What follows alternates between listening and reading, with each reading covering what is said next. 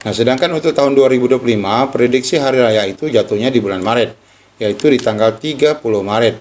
Kalau dihitung mundur 10 hari, berarti di tanggal 20 nanti bakal diberikan paling cepat THR untuk 2025.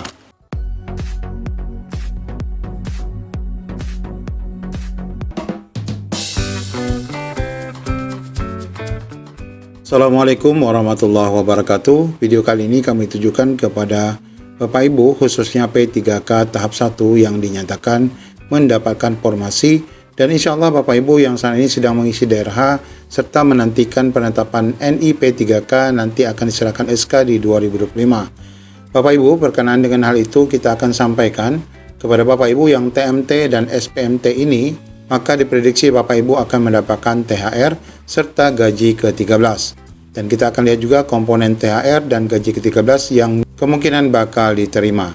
Bagaimana info lengkapnya, ikuti video ini sampai selesai.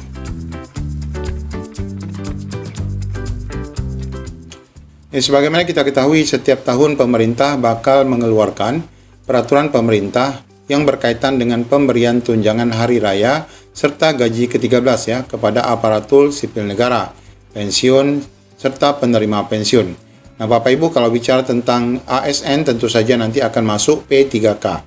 Bapak Ibu, bagi kita rekan-rekan yang saat ini sudah mengisi DRH yang dinyatakan lulus P3K tahap 1, apakah nanti bakal menerima THR? Nah, kalau kita kaji di sini Bapak Ibu bakal menerima THR asalkan TMT dan SPMT Bapak Ibu adalah sesuai dengan ketentuan yang akan kita bahas. Nah, beberapa waktu yang lalu kita pun sudah mendapatkan informasi edaran dari BKN berkenaan dengan usul penetapan NIP bagi ASN baik PNS maupun P3K. Kalau kita lihat dari poin yang disampaikan di sini, di mana khusus P3K untuk tahap 1 nanti mulai dari tanggal 1 Februari sampai dengan 28 ini adalah usul penetapan NIP Bapak Ibu. Dan di ayat terakhir dijelaskan bahwa penentuan mulai berlakunya pengangkatan ASN bagi Bapak Ibu yang formasi 2024 ya, itu ditetapkan nanti mulai tanggal 1 bulan berikutnya dari tanggal penyampaian usul NIP kepada BKN. Berarti ini tanggal 1 Maret 2025. Artinya Bapak Ibu sudah dapat menerima SK paling cepat ya, itu adalah tanggal 1 Maret 2025. Ingat ya, 1 Maret 2025. Artinya Pemda dapat menetapkan TMT Bapak Ibu dan SPMT Bapak Ibu itu di tanggal 1 Maret 2025.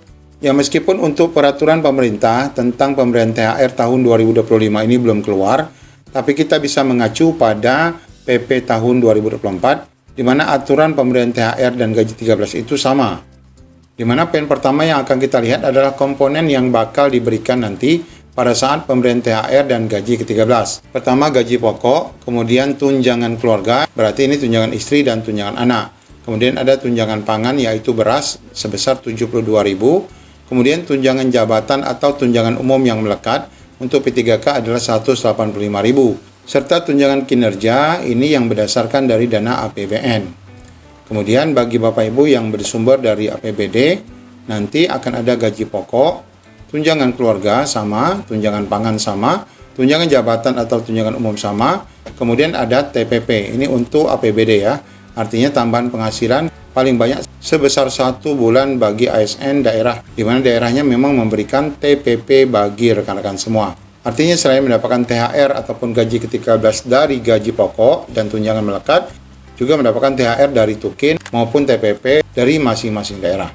Kemudian bagian yang samanya adalah di pasal 11, di mana tunjangan hari raya sebagaimana dimaksud dalam pasal 2 itu dibayar paling cepat 10 hari kerja sebelum tanggal hari raya. Bapak Ibu, aturan ini adalah aturan tahun 2024. Sekarang kita coba lihat untuk kalender 2024. Nah, untuk tahun 2024, hari raya itu kemarin jatuh di bulan April, tepatnya di tanggal 10 April. Nah, 10 hari sebelum hari raya berarti tanggal 1 ini kemarin sudah diserahkan THR paling cepat ya, di tanggal 1 April 2024. Nah, sedangkan untuk tahun 2025, prediksi hari raya itu jatuhnya di bulan Maret, yaitu di tanggal 30 Maret. Kalau dihitung mundur 10 hari berarti di tanggal 20 nanti bakal diberikan paling cepat THR untuk 2025. Kemudian ketentuan lainnya bahwa dalam hal tunjangan THR sebagaimana dimaksud pada ayat 1 belum dapat dibayarkan, THR dapat dibayarkan setelah tanggal hari raya. Ini kalau seandainya ada hal-hal yang krusial yang menyebabkan THR tidak bisa dibayarkan 10 hari sebelum hari raya. Tapi ini jarang terjadi ya.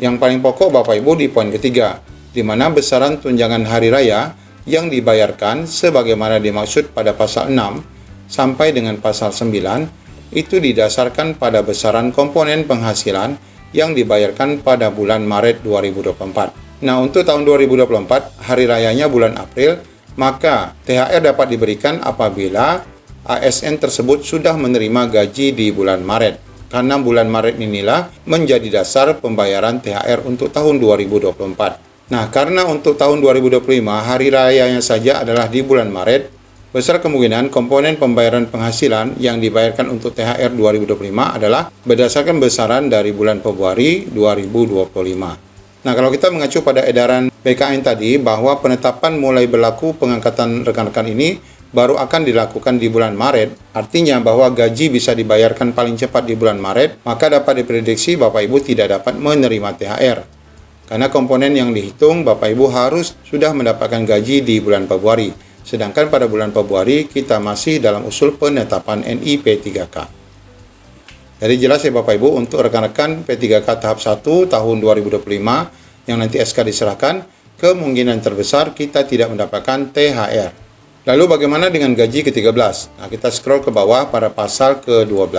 Di sini disebutkan bahwa gaji ke-13 sebagaimana dimaksud pada pasal 2 itu paling cepat dibayarkan di bulan Juni tahun 2024. Artinya ini sama. Nah, untuk gaji ke-13 ini setiap tahun sama, yaitu di bulan Juni. Karena ini adalah bulan masuk sekolah. Karena gaji ke-13 ini adalah gaji tambahan untuk ASN bagi putra-putri yang sedang bersekolah.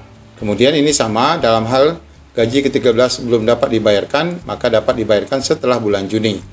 Nah, Bapak Ibu, untuk gaji ke-13 ini, komponen yang digunakan adalah komponen gaji bulan Mei tahun 2024. Ini sama ya. Untuk 2025 juga gaji bulan Mei. Karena pemberian gaji ke-13 itu fix ya, setiap bulan Juni setiap tahunnya. Artinya komponen yang digunakan juga sama di bulan Mei tahun 2025.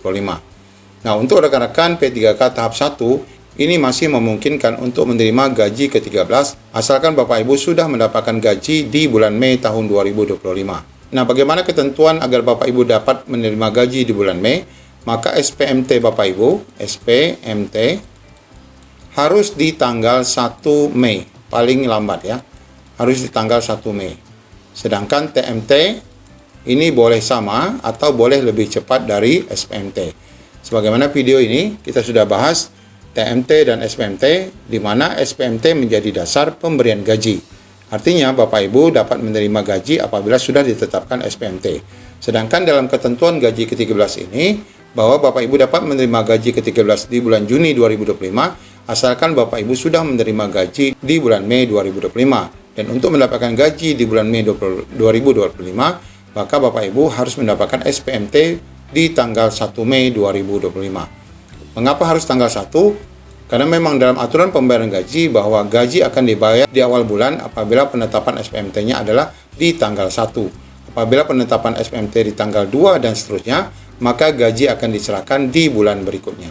Jadi untuk rekan-rekan P3K tahap 1, meskipun kita diprediksi tidak mendapatkan THR tahun 2025, kita masih akan diprediksi mendapatkan gaji ke-13, asalkan di bulan Mei 2025 kita sudah menerima gaji untuk P3K 2025. Namun kita tidak perlu berkecil hati untuk THR, karena honorer ini masih menerima gaji dari Pemda sampai mereka ditetapkan sebagai P3K, maka kemungkinan besar rekan-rekan non-ASN yang belum menerima SK sampai dengan hari raya masih akan menerima THR dari penganggaran non-ASN Bapak Ibu.